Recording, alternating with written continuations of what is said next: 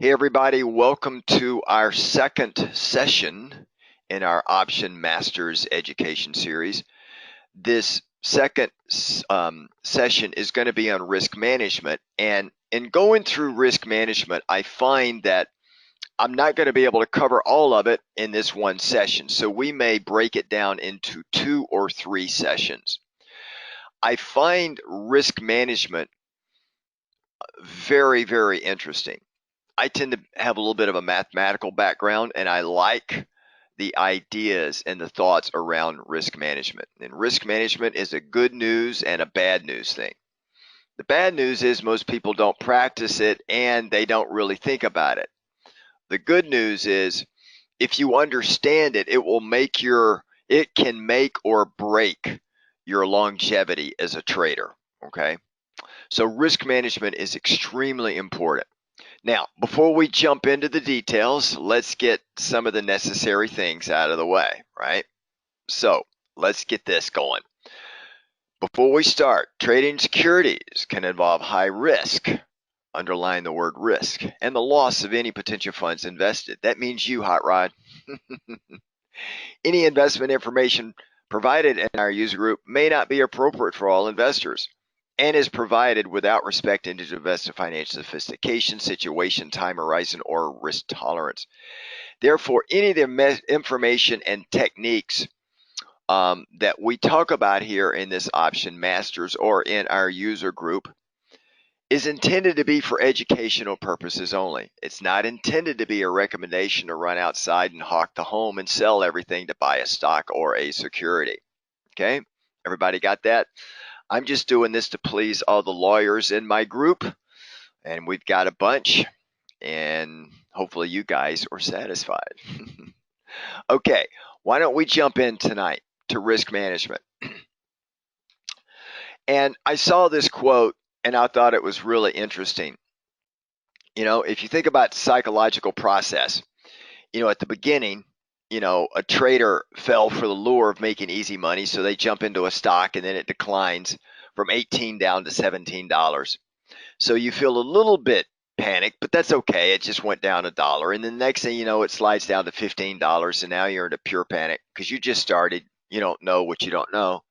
So you finally decide to get out of the trade when it goes down even lower.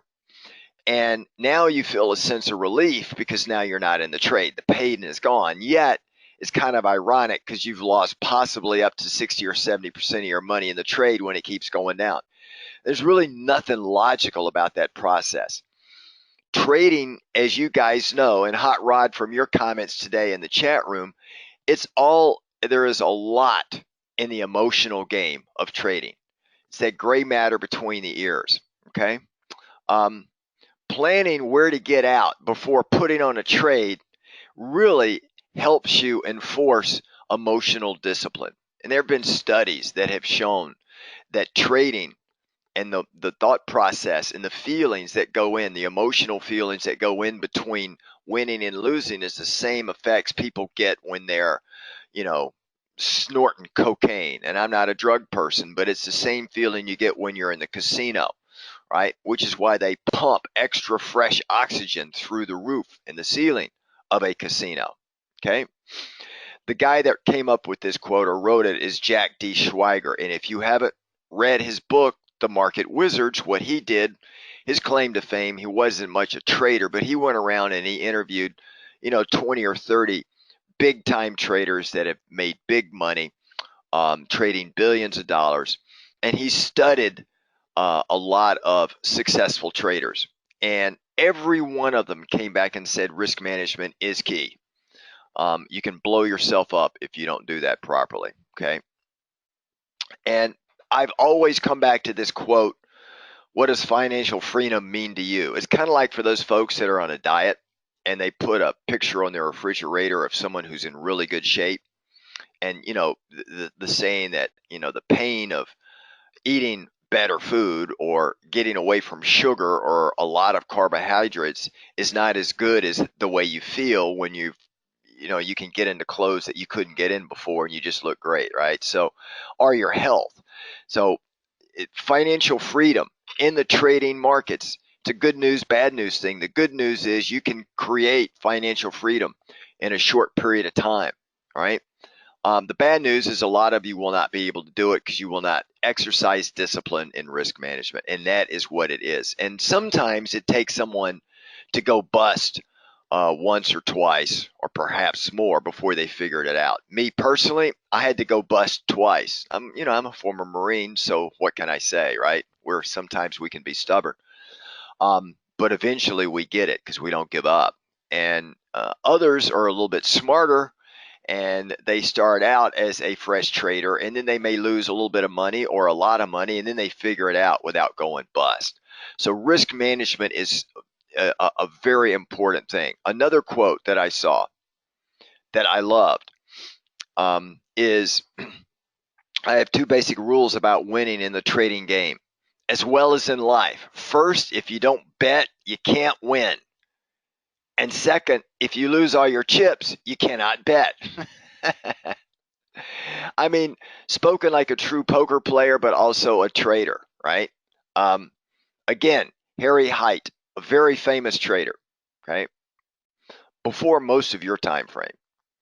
But he basically sums it up very quickly is if you can't put chips on the table, you can't play the game, right? But you got to put chips on the table to play the game. It sounds like anachronism. It sounds like, well, gee, that doesn't make sense, but it does. Everything in the trading world comes with risk, and you will lose some bets, guaranteed. But being able to understand when to fold them and when to hold them. And as I said earlier, I think I made this quote to a bunch of you folks. At the World Series Championship Poker, the champion that wins may only win 25% of his hands that he plays, or 20% of his hands, but he just knows when to bet and when not to bet, when to walk away, when to fold, even when he's got money on the table. And that's what risk management is all about. Very important. Again, what does financial freedom mean to you? All right, it can mean anything to anybody. If you're hot rod, that means you're on your jet ski with a bucket of Corona behind you, and you're jumping waves, chatting and texting on your PC. But most of you get the idea, right? Now, in risk management, I was going through and I pulled out all my notes and all the things that I do in risk management. And I've really broken it down into three things. The first thing we're going to cover tonight is foundational risk management guidelines. These are just things that most of you may already intuitively know. Some of you may not. Some of you may pick up a few things. Okay. So these are just foundational elements.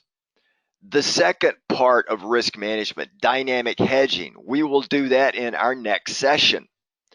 In dynamic hedging, I am actually going to take what we talk about today and apply it to some real trades. And we're going to put up some charts on the screen. And I'm going to go through how you can control this through a hedging. I'll define what a hedge is. I will break it out between portfolio margin account. That's if you've got over 125,000 in TD Ameritrade or over 100,000 in iInteractive Brokers. That's generally the kind of the cutoff there, roughly, and how margin is calculated in PM accounts versus non-PM accounts. So I'm going to go through all that, and then how do you hedge your trades? If you don't have portfolio margin, what are some of the ways you can hedge your portfolio? Besides going to cash, which is one way, but I'll talk about how to hedge. If you've got portfolio margin, I'll show you how to hedge your portfolio that you cannot do if you don't have portfolio margin. There is a difference. Different strategies maximize portfolio margin, and other strategies do not maximize portfolio margin. So for those of you out there that have portfolio margin, meaning you have over 125,000 in your account, it's going to be a really good session for you. Okay, so that's dynamic hedging. And then the third thing we're going to do, which will be in the third section. So in risk management, we've actually got 3 separate webinar sessions to cover all of risk management. And when I say all of risk management, folks, there's books out there that are 500 pages long that weigh 10 pounds. that cover different dynamic elements of risk management. I will give you some reading material at the end, but I'm going to give it to you from kind of a Cliff Note version so that you will be at the end of the risk management section of our Option Masters. You'll be much better off than you were before going in. Okay. So these are the three areas of risk management that we're going to cover. Each one takes a separate session to do. Otherwise, we'd be here 4.5 hours and you guys would pass out and I don't have the voice capacity to do it. So these are the areas that we're going to cover. Tonight, we're going to talk about the foundational risk, just basic terms, basic ways to do risk. The third one is developing a trading plan. I've noticed when I do coaching, especially newbies or folks that are beginners or maybe advanced beginners, if that makes sense, where you've been trading for a few years, but generally you don't have a trading plan or a trade development plan and a risk budget plan. And I'll ask you about risk, and I can tell just in the way you answer that you haven't really put it together. So we're going to actually spend about an hour going through a trading plan development. And then how do you report on it, or performance reporting? Okay. And there are a number of different areas of measuring your performance on a trading plan. All right. I do it every month and every quarter.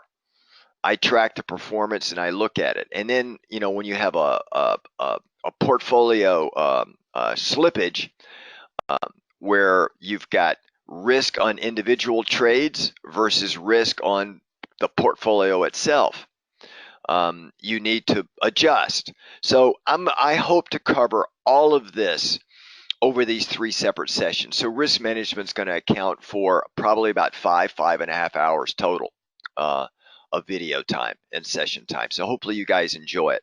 I will say with risk management, however, that very rarely will you get an email that says, hey, sign up for our risk management course. It's, $300. We're going to talk about it, or 400 or 500 or whatever they're charging, and learn all about risk management.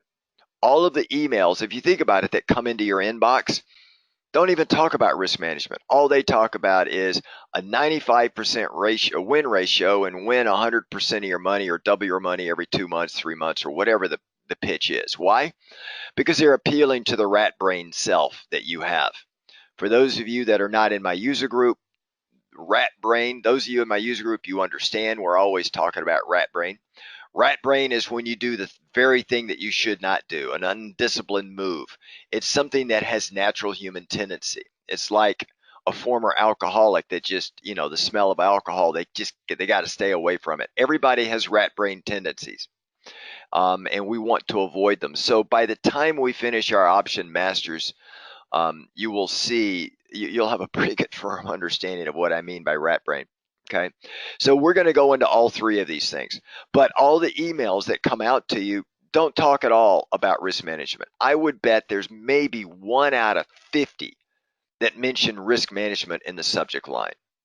The bulk of them talk about high percentage win ratio, easy money, the couch potato trader, the make money without trying emails, all this other stuff. And if you really apply a little bit of logic to what the emails are saying, then it kind of makes you wonder why they're even sending you the email, because if they could do what they're saying in the email, they don't really need you.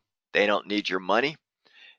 It's kind of like a poker player that never loses, and they just say, okay, I'm just going to go out there and I'm going to go to Vegas and win. I don't need to teach anybody and charge, that kind of thing. So this is kind of where we're sitting here. That is why all the emails don't mention risk management, not at all.